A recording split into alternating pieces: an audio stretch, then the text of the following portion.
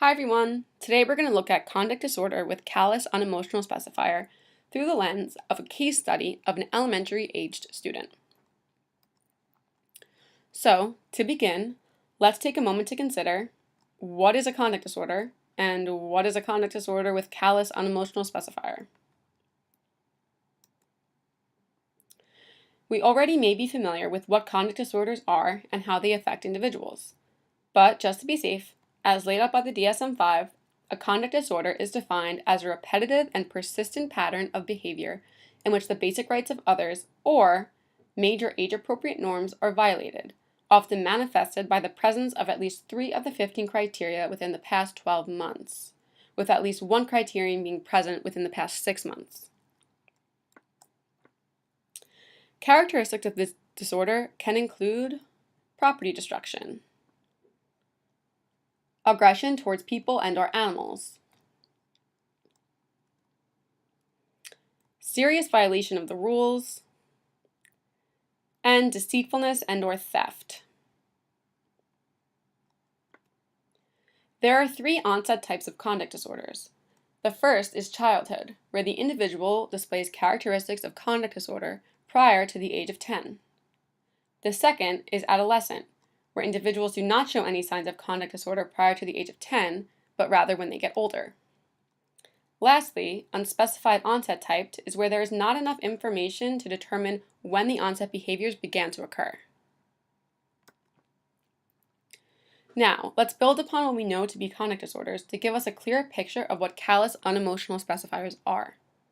To keep it simple, let's just look at the word callous, here meaning showing or having an insensitive and cruel disregard for others. Let's move on to unemotional, meaning having or not showing strong feeling. You can begin to get the picture here. Some signs of callous unemotional specifiers are as follows. Lack of remorse or guilt, so they don't feel bad when they've done something wrong. This is separate from guilt they might feel once they've already been reprimanded or punished, so just keep that in mind. Callous lack of empathy. They don't hold the feelings of others in high regard and may be more concerned with how their actions affect themselves than those around them. Unconcerned about performance.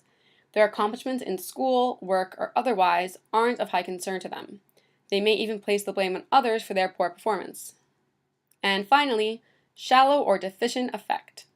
They don't show emotion to others. However, when they do, it may seem superficial. It can be likened to having a quick on and off switch when speaking to presenting their emotions. Remember, like with a lot of other disorders, their academic and social skills are going to be adversely affected by a lot of these characteristics. There are 3 levels of severity when speaking on this disorder. The first is mild. Few, if any, conduct problems, but enough to be diagnosed, and it causes little harm to others.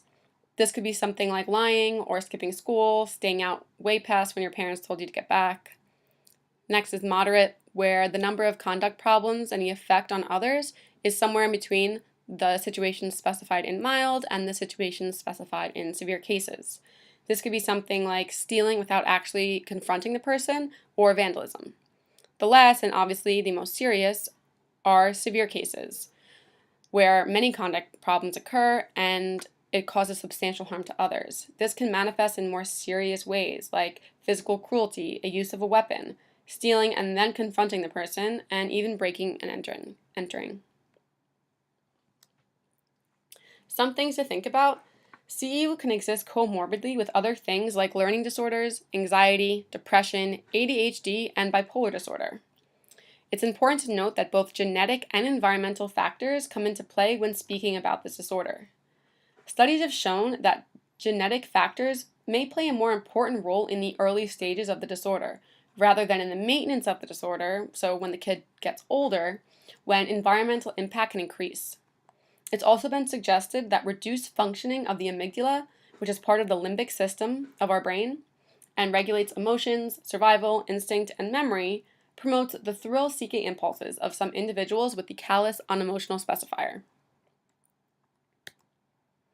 Now that we have an idea on what exactly we're speaking on, let's talk about our buddy Zach.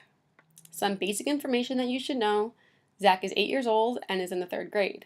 He resides in the borough of Staten Island and goes to his own public school, a short walk or drive from his home. Zach lives at home with both his parents, Maria and Ray, and his younger sister, Gabby. In their home, they have no animals besides a fish named Bubbles that is kept in Gabby's room. His parents work opposite schedules and have varying hours, as one is a nurse and the other is a sanitation worker. They try and keep things as consistent as possible for their kids. As far as Zach's diagnosis, the onset of his behaviors began in childhood stages, suggesting that it might be more genetic than environmental. In school, Zach is in an ICT classroom of 24 students. His teachers, Miss M and Mrs. D, both keep an open line of communication with Zach's parents. In addition to his classroom teachers, Zach has a one-on-one para, Miss L. In school, Zach doesn't often show interest in his subjects, and it's clear that he seldom puts in much effort towards his academics. He has low grades in science and math, but he is on target with his independent reading level, which he very much enjoys. While Zach does struggle academically, he does enjoy physical activities like riding his bike and running. His parents hope to be able to integrate him into team sports. Socially, Zach often has difficulty as he does not show much interest in making personal friends. He does interact with cousins of the same age. His parents have found that by constantly having them around, Zach has slowly warmed up to the idea.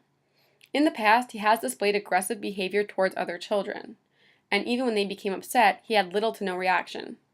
He would sometimes take whatever was closest to him, throw it at the child, or even smash it against the floor. Think back to some of the characteristics we discussed earlier.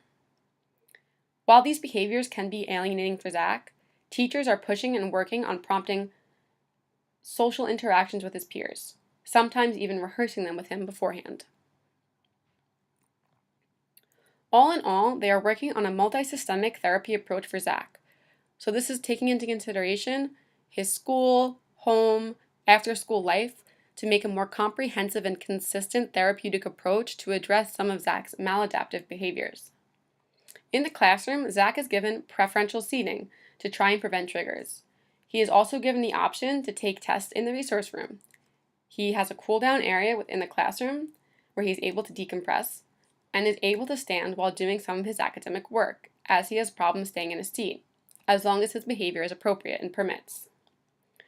When doing projects that require scissors or other potentially dangerous materials, Zach's parrot is of course with him to monitor his behavior. They also have visual cues for Zach to deliver directives like stop, or one showing pro-social behavior that he can use throughout the day. His teachers are working collaboratively on introducing a personal reward system for him, based on a token economy of which he will be responsible. His rewards include silent reading time, 5 extra minutes in gym, and access to the iPad in increments throughout the day. They are hoping to transition him into being aware and ultimately caring about a class-wide reward system. Additionally, the classroom takes ABC, or antecedent behavior consequence data, when Zach acts out, in order to better pinpoint his triggers. At home, Zach's parents work hard for him, and they've even gone to separate training for themselves. They have tutors come in to try and help him with his homework. They also have a community rehabilitation worker come to their home, whom Zach has grown to trust. She helps Zach with his social emotional learning and activities of daily living skills. So things like eating dinner appropriately at the table and brushing his teeth. He meets with a school psychologist once a week and sees a private therapist bi-weekly. In both settings, Zach is working on self-regulating and monitoring when he becomes upset. They are also working on preventative measures to avoid maladaptive behaviors. While medication has been discussed in the past, there has been no prescription at this time. In Zach's world, he has a great number of support systems, starting with his parents, his ComHab worker, everyone at school, and his therapists. He has a lot of avenues of support.